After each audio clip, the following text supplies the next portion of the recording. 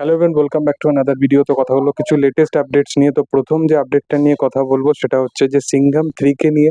তো সিংঘাম 3 বলে ছবিটা, যেটা দিওয়ালির টাইমে মুক্তি পেতে চলেছে, এবং এটা নিয়ে একটা অবশ্যই একটা বুলবুলা 3 সাথে একটা বিশেষভাবে ক্ল্যাশ করতে চলেছে, একটা নোংরামো পর্যায়ে অবশ্যই ছবিটা পৌঁছাচ্ছে। কিন্তু সিংঘাম 3 হাইপ নিয়ে কথা বলি, সিংঘাম 3 কিন্তু ওটিটি রাইটস থেকে শুরু করে থিয়েট্রিক্যাল রাইটস অনুযায়ী যদি দেখা যায়, তো সিংঘাম 3 কিন্তু 200 কোটি টাকার রাইটস কিন্তু বিক্রি করে ফেলেছে। এর সাথে সাথে আহ, যদি ডিস্ট্রিবিউটারশিপ নিয়েও যদি কথা বলি, তো সিংঘাম 3 ডিস্ট্রিবিউটারশিপ যারা করছে সেটা হচ্ছে পিভিআর আইনক্স। তো তারা ঠিক করেছে যে পিভিআর আইনক্সে 60% যে সিনেমা হল সেটা কিন্তু সিংঘাম 3 পাবে।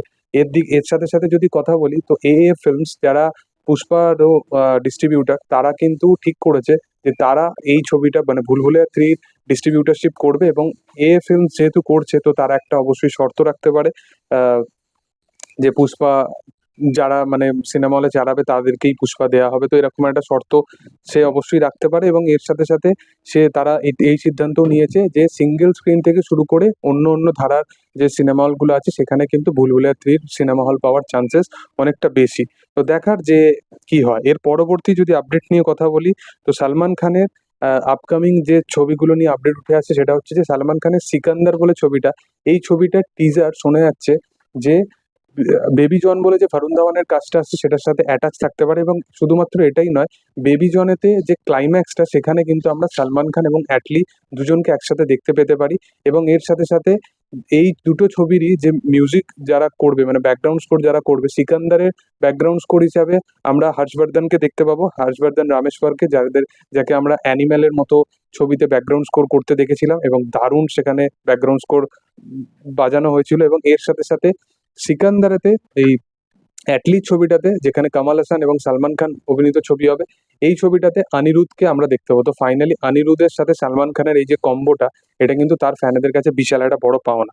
এবং এর সাথে সাথে যদি কথা বলি তো ধুম 4 কে নিয়ে। তো ধুম 4 এর যে পরিচালক, যিনি ধুম 1 বা 2 বা পার্ট 3 সেই প্রত্যেকটা ছবি বানিয়েছিল, কিন্তু ধুম 1 ধুম 2 এর যে রাইটার ছিল মেন, সে কিন্তু আর মানে মারা যায়, এবং তার কারণে ধুম 3 ছবিটার যদি কাজ দেখো সেটা কিন্তু খুব একটা ভালো হয় না। কিন্তু তারপরও ধুম 4 তাকে কন্টিনিউ করা হচ্ছে। এবং এর সাথে সাথে তার যে লাস্ট দুটো কাজ ছিল, দ্য গ্রেট ফ্যামিলি ইন্ডিয়ান বলে, যেটা ভিকি কৌশলের সাথে এসেছিল, সেই কাজটাও কিন্তু বক্স অফিসে মুখ থুবড়ে পড়ে। এবং এর সাথে সাথে থাগস অফ হিন্দুস্তান কাজটাও কিন্তু চলে না, তাসান কাজটাও কিন্তু তারই পরিচালনায়, সেটাও কিন্তু খুব বিশেষভাবে চলে না। এর সাথে সাথে যদি কথা বলি তো ভুলভুলাইয়া 3 কে নিয়ে। তো ভুলভুলাইয়া 3 যে ট্রেলারটা সেটা 6 তারিখে আসবে। এই ছবির টিজার কিন্তু খুব একটা ভালো মানে অ্যান্টিসিপেশন ক্রিয়েট করতে পারেনি, বা মানুষকে খুব ভালো বা মানে কিছু দিতে পারেনি টিজারটার মধ্যে। দেখার যে ছবির ট্রেলারটা কেমন হয়।